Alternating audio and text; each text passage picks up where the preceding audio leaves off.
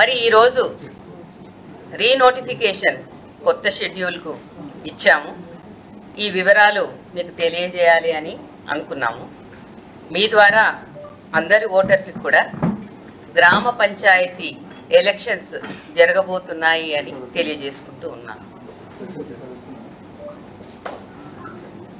గ్రామ పంచాయతీలు ఎన్ని ఉన్నాయి, వార్డు వివరాలు ఏంటి, పోలింగ్ స్టేషన్ వారీగా ఎలక్టరల్ రోల్స్ పబ్లిష్ అయినవి ఎక్కడ దొరుకుతాయి, రిజర్వేషన్ వివరాలు కూడా ఉన్నాయా అంటే అవన్నీ కూడా మా వెబ్సైట్లో మీరు చూసుకోవచ్చు.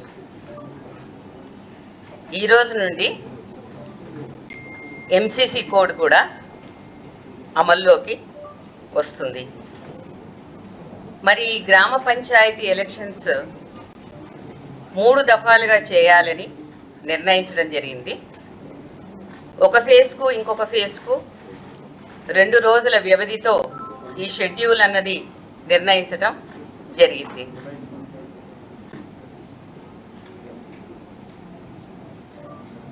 అబ్జర్వర్స్, ఎలక్షన్ అబ్జర్వర్స్ కూడా నియమించడం జరిగింది.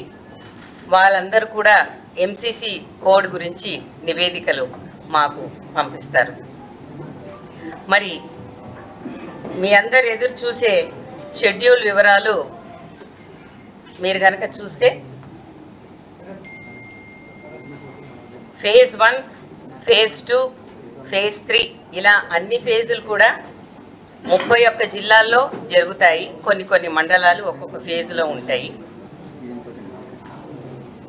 మొదటి ఫేజ్ గురించి ముందుగా చెప్తాను. దీనికి నామినేషన్ 27 నవంబర్ను ఉంటుంది, అనగా ఎల్లుండి నుండి. నామినేషన్స్ 189 మండలాల్లో వేయవచ్చును. ఇవి 4236 సర్పంచ్ స్థానాలకు, అదేవిధంగా 37,440 వార్డు స్థానాలకు ఎన్నికలు నిర్వహించడం జరుగుతుంది. వీటికి పోల్ డే 11 డిసెంబర్. మరి ఫేజ్ 2కు వస్తే నామినేషన్ 30 నవంబర్న ఉంటుంది.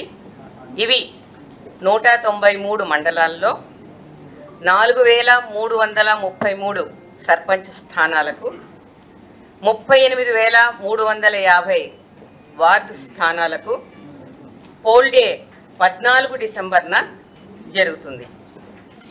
ఇక లాస్ట్ పోలు అన్ని జిల్లాల్లో 31 జిల్లాల్లో 182 మండలాల్లో 3వ డిసెంబర్ రోజున నామినేషన్ల స్వీకారం మొదలవుతుంది. ఇవి 4159 సర్పంచ్ స్థానాలకు, అదేవిధంగా వాటితో పాటు 36,452 వార్డు స్థానాలకు ఎన్నిక 17 డిసెంబర్ 17th డిసెంబర్ రోజున ఉంటుంది. ఈ విధంగా మొత్తంగా ఈ షెడ్యూల్ ద్వారా 564 మండలాల్లో 12,728 సర్పంచ్ స్థానాలకు, 112,242 వార్డు స్థానాలకు ఎన్నికల డేట్లు ఖరారు చేయడం జరిగింది. ఉప సర్పంచ్ ఎన్నిక కూడా ఆయా పోల్ డేస్లో ఎన్నిక చేయబడతారు. ఈ ఎలక్షన్ షెడ్యూల్ ఒక వివరాలు, అలాగే నోటిఫికేషన్ వివరాలు పొందుపరిచి మీ అందరికీ ఇవ్వడం జరుగుతుంది. అదే కాకుండా ఇది ఈ రోజు తారీఖులో గెజెట్ కూడా చేయడం జరిగింది. ఆ గెజెట్ యొక్క ప్రతిని కూడా మీకు నేను